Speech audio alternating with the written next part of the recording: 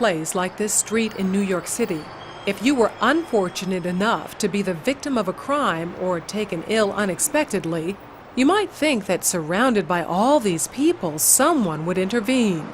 After all, isn't there safety in numbers? Psychologists say no.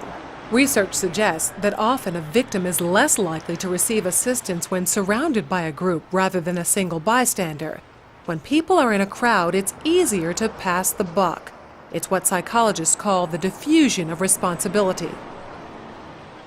Liverpool Street Station in London, a busy thoroughfare for commuters. Unknown to these passers-by, Peter is an actor. As part of an experiment on bystander apathy, he's pretending to be ill. Help! Help! How long before he gets help? Please, somebody. Help! Help me, sir. Please help me. Helping would be inconvenient or even risky. He lies there for more than 20 minutes and no one raises an eyebrow. Please, somebody help me. It's always very distressing to watch situations like this where people are obviously suffering and no one's actually helping them. But what we have here is two conflicting rules. One is the rule that we ought to help, and the other is the rule that we ought to do what everybody else is doing. And here you have effectively a group of strangers who are exerting the pressure not to intervene, not to help. And it's very difficult to rebel. Ruth, another actor, takes Peter's place. How long before she receives help?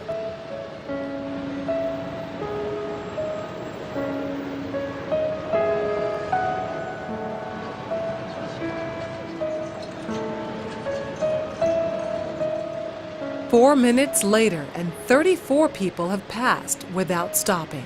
Well, people don't really want to know. They just haven't got the time. Well, they have got the time, they just don't want to get involved. Unwittingly, these strangers have silently formed a temporary group with a rule: don't get involved. They're afraid to stand out from the crowd and won't take action if no one else does. This woman has clearly spotted Ruth, but she conforms to the rule and does nothing. Watch what happens, though, when someone else helps. You alright?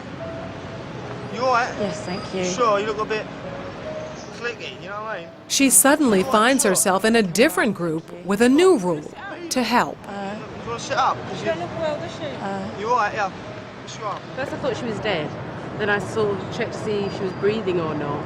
And I looked around and I couldn't believe that no one had noticed her, because there was a bloke sat there just absorbed in reading a newspaper.